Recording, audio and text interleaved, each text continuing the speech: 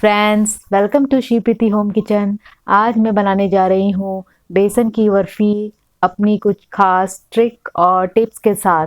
ये no failed barfi है। इसे एक बार बनाइए, जिनसे नहीं बन पाती है उनसे भी आसानी से बन जाएगी। अब हम सामग्री देख लेते हैं। सारी कटोरियाँ एक नाप की हैं। 1 कटोरी बेसन, उससे थोड़ा सा कम 1 कटोरी चीनी। मैंने 3 या 4 इलायचियों को छिलका निकाल कर कूट लिया है।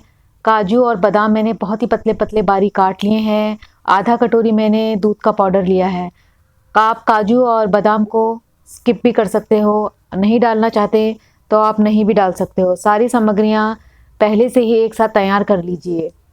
अब हमने एक बड़ी सी थाली ली है, उसमें मैंने पिघला हुआ घी लिया है और उसे थाली में अच्छी तरह से मल मल के थाली को उससे चिकना कर लिया है, ताकि जब हम बर्फ़ी जमाएं तो बर्फ़ी इसमें चिपके नहीं। अब मैंने एक कढ़ाई ली है, उसे मैंने मध्यम आंच में थोड़ी देर गरम कर लिया है और उसमें बेसन डाल दिया है। हम बेसन इसमें ऐसे ही डाल देंगे और इसे लो मीडियम हीट पे कंटिन्यूसली चलाते रहेंगे। अगर आपसे जल्दी जल्दी हाथ नहीं चलता है तो आप इसको थोड़ा सा लो कर दीजिए और कम से कम 4 मिनट तक इसी तरह से कच्चे बेसन को भूनिए। थोड़ी देर में ही बेसन भुनने लगेगा। जब बेसन भुन जाता है तो अब आप इसमें डाल सकते हैं घी। मैंने इसमें आधा कटोरी से भी कम घी डाला है। मैंने घी को थोड़ा पिघला लिया था। जैसे घी पिघलता है और इसमें डलता है तो देखिए बेसन घी पिएगा नहीं, वो घी छोड़ देगा। ये इसकी खास ट्रिक है, जिससे घी पकते वक्त उड़ेगा नहीं और बेसन की बर्फ़ी और ज़्यादा स्वाद बनेगी। इस टिप से बर्फ़ी बना के देखिए, बर्फ़ी का स्वाद दुगना आएगा। अब हम कंटिन्यूसली हाथों को चलाते हुए बेसन को भूनते रहेंगे। हम बेसन को इतना भूनेंगे कि वो लाइट ब्राउन से डार्क ब्राउन हो जाएगा। आप बेसन को छोड़े नहीं। अगर आप बीच में बेसन को चलाना छोड़ते हैं तो बर्फ़ी जल सकती है, इसलिए कंटिन्यूसली आपको चलाना पड़ेगा। जब ये लाइट ब्राउन से थोड़ी सी डार्क ब्राउन हो जाए, तब आप इसमें थोड़ा सा और घी मिला सकते हैं। मैंने इसमें 2 छोटी चम्मच घी मिलाया है। आप चाहें तो कम घी डालना चाहते हैं तो इस टाइम इसे स्किप भी कर सकते हैं। अगर आपको मेरी ये सब ट्रिक और टिप पसंद आ रही हैं तो प्लीज़ मेरे चैनल को लाइक और सब्सक्राइब कर दीजिए। एक कमेंट तो बनता ही है। बेसन अच्छी तरह से भून चुका है और वो ब्राउन भी हो गया है। हम अब इसे गैस से हटा देंगे। मैंने एक सॉस पैन लिया है, उसमें चीनी डाली है। आप चाहें तो थोड़ी कम चीनी भी डाल सकते हैं। मैंने 1 कटोरी से कम चीनी डाली थी, तो मैंने 1/4 पानी ही डाला है, ताकि जल्दी से चाशनी बन जाए। चाशनी को हम उबलने के लिए छोड़ देते हैं। उससे पहले एक बार हम चीनी और पानी को अच्छी तरह से मिला लेंगे, फिर चाशनी पकती रहेगी। जब तक चाशनी गैस पे पक रही है, तब तक मैंने कढ़ाई को अलग से हटा लिया है। उसे एक बार हिलाइए और इसमें दूध का पाउडर डाल दीजिए। दूध का पाउडर हल्का हल्का ही डालिए और आपको याद रखना है कि इस वक्त गैस नहीं जली है, हमने इसे अलग से रखा हुआ है। इसके साथ ही आप इसे ड्राई फ्रूट्स डाल दीजिए और इसे अच्छी तरह से मिक्स कीजिए। आप चाहें तो इसमें किसी भी प्रकार के ड्राई फ्रूट डाल सकते हैं। जब आप इसे मिलाएंगे तो आप देखेंगे कि थोड़ी सी गुठलियाँ बन गई हैं दूध के पाउडर की। इसमें घबराने की कोई बात नहीं है। जैसे ही इसमें चाशनी डलेगी, ये आराम से घुल जाएगी। चाशनी उबल रही है, इसे काफ़ी उबालिए। जब चाशनी में झाग आने लगता है तो आप इसमें डाल दीजिए इलायची का कूटा पाउडर। मेरी फ़िल्टर्ड चीनी थी, तो इसमें कोई भी झाग या गंदगी नहीं है। अलग आपकी है तो आप थोड़ा सा दूध मिला के उसे साफ़ कर सकते हैं। इलायची को चाशनी में पकाने से इसमें ज़्यादा अच्छी खुशबू आती है। चाशनी थोड़ी ही देर में बन जाएगी, क्योंकि हमने इसमें पानी की मात्रा कम ही डाली है। इसमें हमें चाशनी की जो तार बनानी है, वो 1 तार की चाशनी बनानी है, मोटी 1 तार की चाशनी। मैंने भी इसे ऐसी ही बनाई है। चाशनी 1 तार तो हो, पर वो तार मोटी हो। अब हम इसे दोबारा से गैस पे रखेंगे, सिर्फ 2-3 मिनट भूनेंगे और जैसे ही ये भुनता है, हम इसमें धीरे से अपनी चाशनी डाल देंगे। चाशनी ध्यान से डालिए ताकि इसके छींटे इधर-उधर ना आए। धीरे-धीरे डालिए ताकि इसके छींटे ना आए और आपको कोई चोट ना लगे। चाशनी गरम चीज़ें हमेशा ध्यान से और धीरे-धीरे डालनी चाहिए ताकि उनके छींटे ज़्यादा ना पड़े। एक साथ अलग आप सारा ही गरम डाल देंगे तो उसका भाप ऊपर आ सकता है जिससे चोट लग सकती है। इस तरह की चीज़ें ध्यान से करें। अब आप इसको अच्छी तरह से मिलाएँ।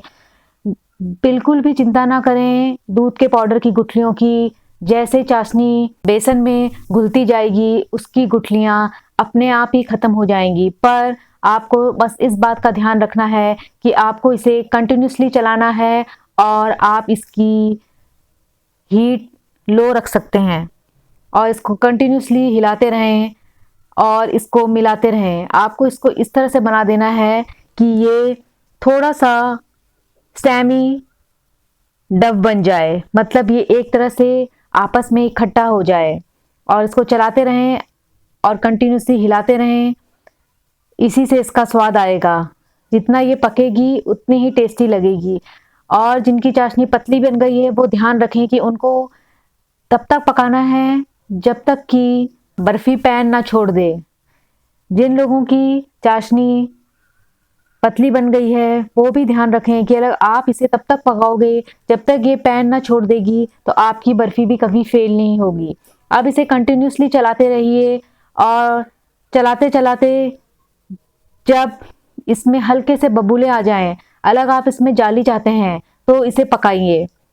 मेरी बर्फ़ी में अब बबल्स आ चुके हैं और अब टाइम आ गया है कि हम इस बर्फ़ी को जमाने के लिए प्लेट में निकाल दें।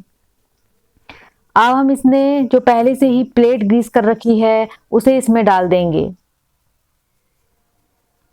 बर्फ़ी काफ़ी अच्छी बनी है, अच्छी तरह से बुनी है। मुझे डार्क ब्राउन भुनी हुई बेसन की बर्फ़ी ही टेस्टी लगती है और आप भी इसे डार्क ब्राउन होने तक ही भुने, इससे ही इसका अच्छा टेस्ट आएगा। हमारी बर्फ़ी में हल्की सी जाली भी पड़ गई है।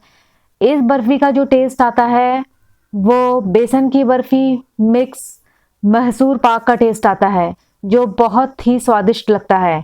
मैंने देखिए गोल प्लेट में बर्फ़ी डाली है लेकिन स्पैचुला के हेल्प से मैंने इसको स्क्वायर बना दिया है। आप सभी कॉर्नरों को अच्छी तरह से मिलाइए और उन्हें स्पैचुला के हेल्प से स्क्वायर बना दीजिए। आपको किसी स्क्वायर मोल्ड की ज़रूरत नहीं पड़ेगी। धीरे-धीरे कीजिए और अपने हाथों का ध्यान रखिए क्योंकि बर्फ़ी इस वक़्त बहुत ही ज़्यादा गर्म है। मैंने स्पैचुला से पूरा ही स्क्वायर बन चुका है। अब हम इसमें डालेंगे कुछ बादाम। अब बर्फ़ी बराबर कट जाए इसीलिए मैंने इसमें बादाम लिए हैं जिनके मैंने छिक्कल निकाल दिए हैं। आप इसमें कोई और ड्राई फ्रूट भी डाल सकते हैं। मैंने बादामों को इक्वल पार्ट में बराबर डाल दिया है। आप भी अपनी बर्फ़ी को इसी मेजरमेंट से काटेंगे तो बर्फ़ी के पीस लगभग बराबर ही कटेंगे। मैंने हर बादाम को इक्वल डिस्टेंस में रख दिया है। बर्फ़ी अभी गर्म है। बादाम रखने के 2 कारण हैं। एक तो मेजरमेंट और दूसरा कारण है कि आप गरम-गरम बर्फ़ी में अलग बादाम रखेंगे तो ये बर्फ़ी के साथ चिपके रहेंगे, अलग नहीं होंगे। इसे हल्का-सा पुश कर दीजिए तो ये अच्छी तरह से बर्फ़ी में चिपक जाएँगे क्योंकि बर्फ़ी अभी बहुत ही ज़्यादा गर्म है। अब हम इसे इक्वल पार्ट में आराम से काट सकते हैं। हमें किसी मेजरमेंट की ज़रूरत नहीं पड़ेगी। मगर मैंने इसे अभी नहीं काटा है क्योंकि अभी बर्फ़ी बहुत गर्म है। मैंने कम से कम 7 या 8 मिनट बाद रुकने के बाद इसे काटा है। हमारी ये बर्फ़ी बहुत जल्दी तैयार हो जाएगी क्योंकि हमने बर्फ़ी को बहुत अच्छी तरह से पकाया है। ये मैंने कम से कम 10 मिनट बाद इसमें चाकू से हल्के से निशान लगा दिए हैं। बर्फ़ी ना केवल सॉफ्ट बनी है बल्कि खस्ता और जालीदार भी बनी है। इस तरह से एक बार बर्फ़ी बनाइए, आपकी बर्फ़ी कभी भी फेल नहीं होगी। मैंने इसके पूरे 8 पीसेस कर लिए हैं। आप चाहें तो इसके और छोटे-छोटे भी पीसेस कर सकते हैं। मैंने इसके बड़े-बड़े, मोटे-मोटे पीसेस किए हैं। मोटी-मोटी बर्फ़ी खाना ज़्यादा टेस्टी लगती है। अब मैं कम से कम इसको आधा 1 घंटे के लिए छोड़ दूँगी। मैंने इसके कुछ कॉर्नर्स भी काट दिए हैं। आप चाहें तो इसे ऐसे ही रहने दे सकते हैं। मैंने प्रेज़ेंटेशन के लिए ऐसा किया है। अब हमारी बर्फ़ी बिल्कुल तैयार है। देखिए इसमें कितनी अच्छी जाली पड़ी है। अब बर्फ़ी ठंडी हो चुकी है। देखिए अपने आप ही कट जाएगी। अगर आपने इसमें पहले से ही मार्क नहीं लगाए होते तो इसे काटने में थोड़ा मुश्किल होती। हर पीस बहुत ही टेस्टी और अच्छा बना हुआ है। अब इसे आप अच्छी तरह से देख लीजिए। देखिए हमारी बर्फ़ी, ये नॉर्मल बर्फ़ी नहीं है, ये जालीदार खस्ता दानेदार बर्फ़ी बनी है, खाने में टेस्टी है और इसे आप अलग इन ट्रिक और टिप से बनाएंगे, आपकी बर्फ़ी कभी फेल नहीं होगी। बर्फ़ी खाने के लिए तैयार है, अपनी फैमिली को खिलाइए और खुद भी खाइए। अलग आपको मेरी ये ट्रिक्स और टिप्स अच्छी लगती हैं तो प्लीज़ मेरे चैनल को सपोर्ट कीजिए। दानेदार खस्ता बर्फ़ी तैयार है, इसकी जालियाँ देख लीजिए आप, इसमें जालियाँ पड़ी हुई हैं और ये बनाना इतना मुश्किल नहीं है, आप इसे एक बार ज़रूर ट्राई कीजिए। Thank you.